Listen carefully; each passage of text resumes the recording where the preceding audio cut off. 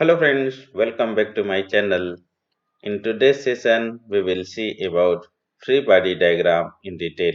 So let's start. First, we know what is free body diagram. So let us see definition of free body diagram. It is also called a force diagram. Free body diagram को हम force diagram भी कहते हैं. If we see this is a system in which there is a many object which is applying various forces on other object. A free body diagram is a picture representation of all forces acting on an object. Free body diagrams are diagrams used to show the relative magnitude and direction of all forces acting upon an object in a given situation. That means हम ये कह सकते हैं कि यहाँ पर बहुत सारे ऑब्जेक्ट क्या हैं, एक दूसरे ऑब्जेक्ट पर फोर्स अप्लाई कर रहे हैं. किसी एक ऑब्जेक्ट को लें तो उस ऑब्जेक्ट पर बाकी ऑब्जेक्ट के कारण कौन कितना फोर्स किस डायरेक्शन में लग रहा है, और इस प्रकार हम देखेंगे कि उस ऑब्जेक्ट पर नेट फोर्स का मैग्नीट्यूड क्या है और उसकी डायरेक्शन क्या है. ये हम फ्री बॉडी डायग्राम की हेल्प से पता कर सकते हैं. तो let us see what is the purpose of free body diagram.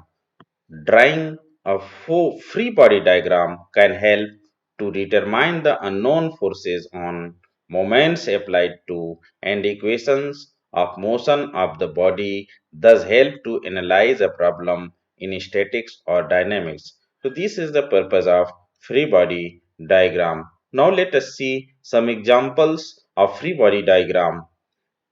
This is the system in which there is a two body of mass small m and capital M.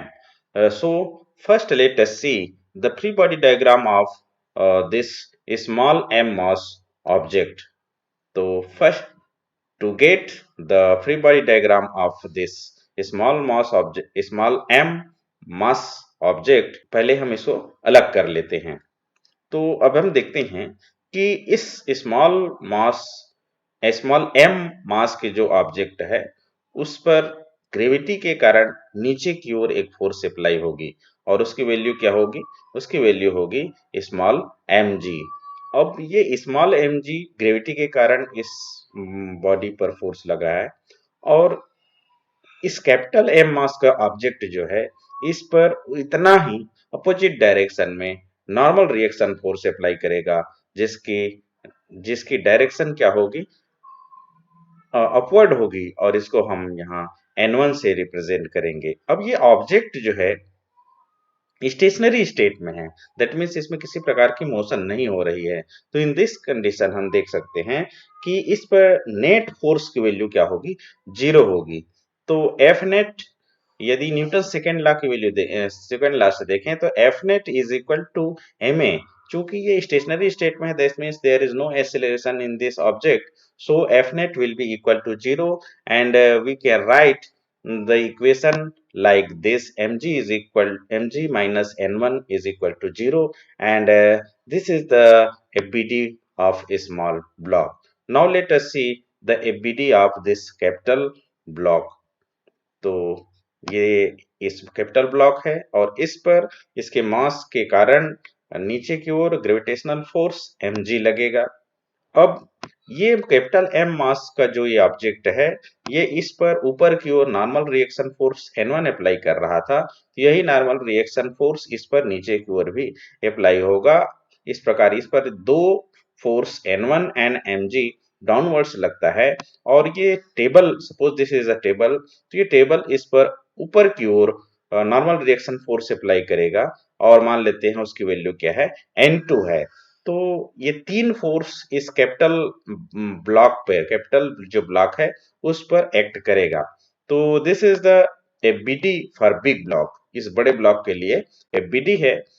And if we want to write its equation, then we can write it as mg plus n1 minus n2 is equal to 0. That means here also f net is equal to 0, क्योंकि ये stationary state में है तो इस पर लगने वाले total force will be equal to 0. Now let us see another examples of FBT. तो this is the case of pulley.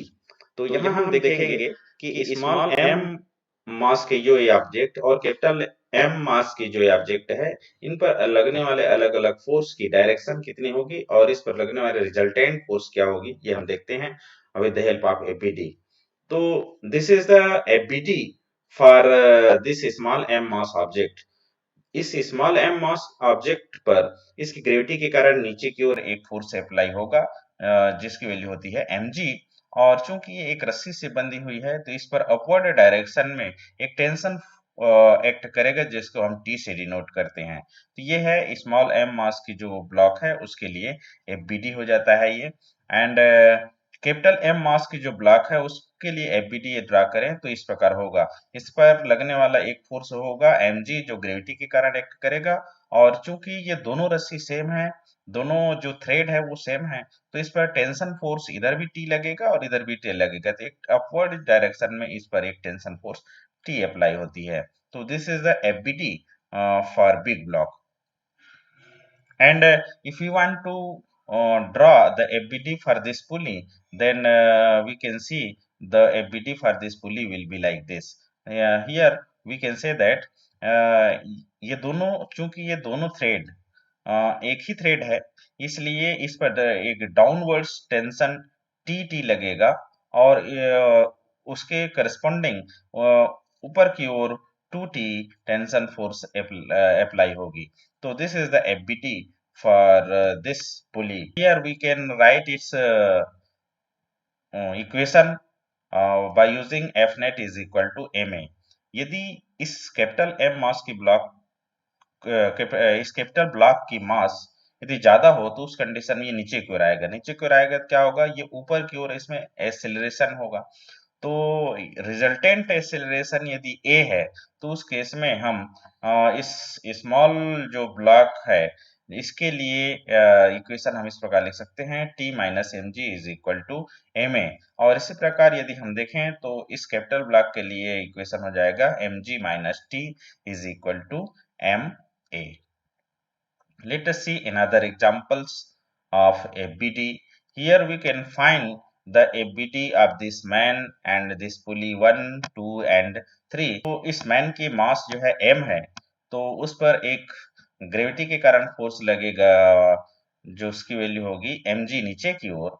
और चूंकि ये इस रस्सी को नीचे की ओर इस पुली की जो थ्रेड है और रोप है उसको पकड़ के नीचे खींचा है, तो इस पर एक टेंशन फोर्स अपवर्ड लगेगा जिसकी वैल्यू होगी T1.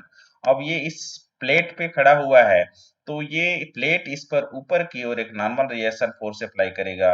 मान लेते हैं नॉर्मल रिएक्शन फोर्स N1. तो इस पर इस मैन पर तीन फोर्स एक्ट कर रहा है यहाँ पे, जिसकी डायरेक्शन इस प्रकार होगी T1 और N1 अपवर्ड डायरेक्शन में और mg ग्रेविटी के कारण डाउनवर्ड्स डायरेक्शन में एक्ट करेगी.